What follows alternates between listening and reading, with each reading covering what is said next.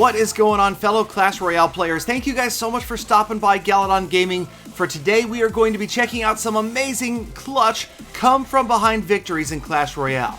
This first one is from Mo, and I'm assuming he's a French member of the Three Stooges. Mo, Laurence, and Coulet, perhaps? Sorry, but anyway, let's get into this replay. Mo is facing a Balloon Giant deck, and it's a very popular deck right now, especially up in Arena 8.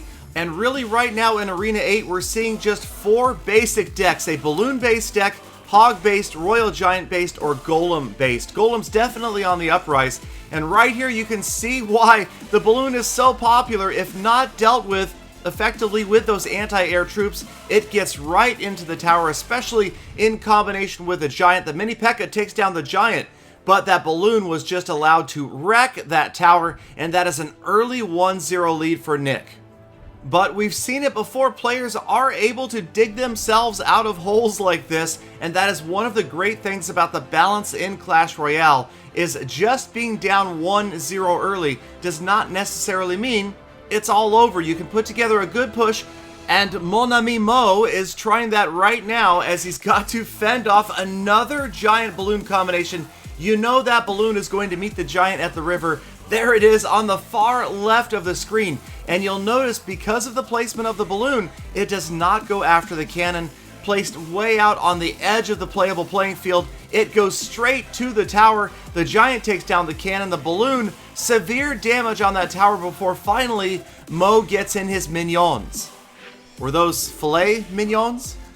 Sorry. Alright, so the minions are going to get to the tower, but doesn't look like they're going to get much damage in, just a couple of shots, and Mo still looking like he's in a world of hurt right now. We are just about to go into double elixir, and he is basically down 1.5 towers to his opponent. So he's been forced on defense this entire time. He's got to figure out a way to turn this around. An early cannon, and here it comes again. You can see the Balloon is already queued up to get dropped. There goes the Balloon. Giant Balloon once again, but this time he's got the Princess and the Spear Goblins working. Well, he did have them working.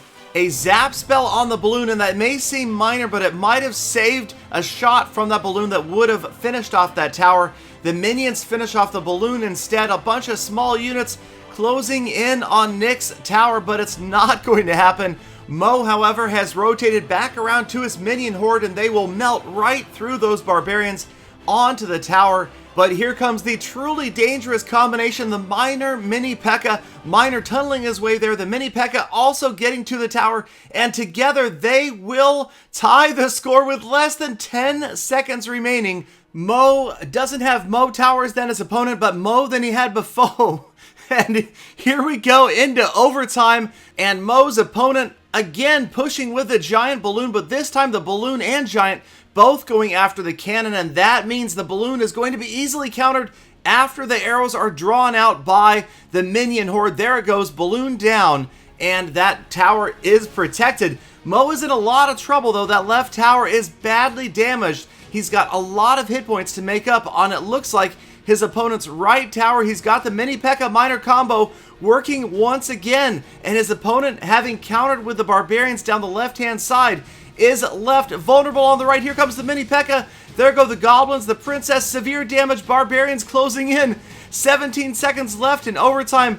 Both opponents committing to huge pushes, neither one getting the job done. Final 10 seconds, and watch the Miner on the right-hand side, and this clutch zap right there freezes the barbarians. The Miner gets the tower down. Perfectly timed clutch zap gets Mo the 2-1 win. And moving right along, another replay from Full Attack. This time it's Webster on the move, and he's facing the ever-dangerous Royal Giant Sparky combination.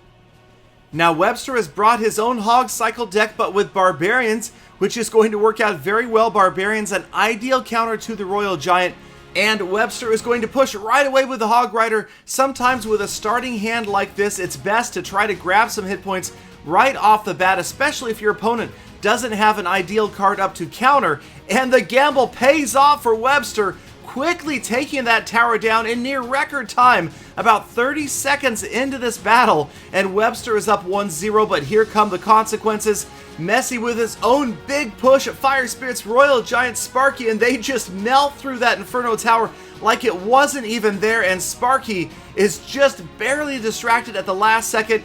Zap Spell off the second charge, and Sparky goes down, and I'm gonna say it, shockingly, without getting a single shot off on that tower. So the first exchange into reset has given Webster a huge advantage. You can see Messi nervously clicking on the cards in his hand. I don't know why players do that. If you're a card clicker like that, let me know down in the comments, what the heck are you doing when you do that? Is it just to kill time? So Messi starts a push down the right lane with Sparky, but has to counter the Barbarians on the left-hand side. Webster with the minions, good counter to Sparky, doesn't quite get the job done, but the Goblins draw the fire, and that prevents Sparky from getting a shot on that tower yet again. So we have less than 90 seconds remaining in this battle. Both of the princesses go down, and it looks like Webster has things well in hand. But you know, oftentimes there are twists and turns in the final seconds of a battle, especially in the final 60 seconds when you've got double elixir pouring out.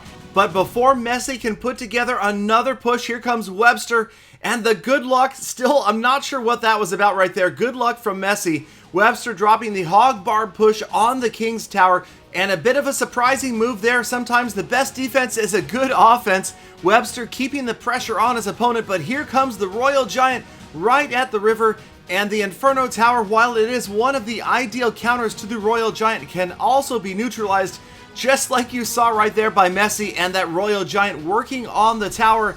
It looks like it's not going to be that close though. Messi can't get through and is down to the final 25 seconds of this battle with a long ways to go to tie things up. Messi does, however, have the elixir advantage right here, and here comes another Royal Giant facing another Inferno Tower, and yet again, the Inferno Tower falls prior to the Royal Giant falling, and the Royal Giant this time is going to get to that tower and even the score with 4 seconds remaining, a clutch tie, and immediately Messi going for the left lane push, keeping his foot on the gas. Here comes Sparky. You've got Barbarians to protect the tower, Barbs moving in, they all pretty much neutralize each other, but Sparky is going to get one shot off, annihilating that last Barbarian, and here comes Sparky. But again, if he doesn't, she, no offense, if she doesn't have protection, she is not going to do much. Here comes a Royal Giant right down the center. That is a tough deployment spot right there to defend against, but the Sparky does indeed go down. The Royal Giant getting a lot of damage on that left lane tower, and suddenly this battle is super close. 20 seconds remaining.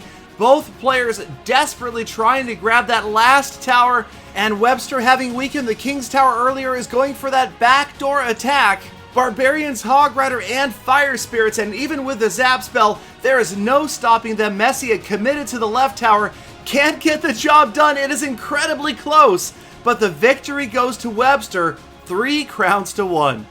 So many overtime battles, last minute clutch crown kills, reversals of fortune. You can tell why this game is so much fun, and tournaments are going to be so exciting. I cannot wait for more tournaments and hopefully a tournament functionality within the game itself. Thank you guys as always for sticking around. Hit that thumbs up button, subscribe for daily Clash content, and I hope to see you back here again tomorrow for more full attacks.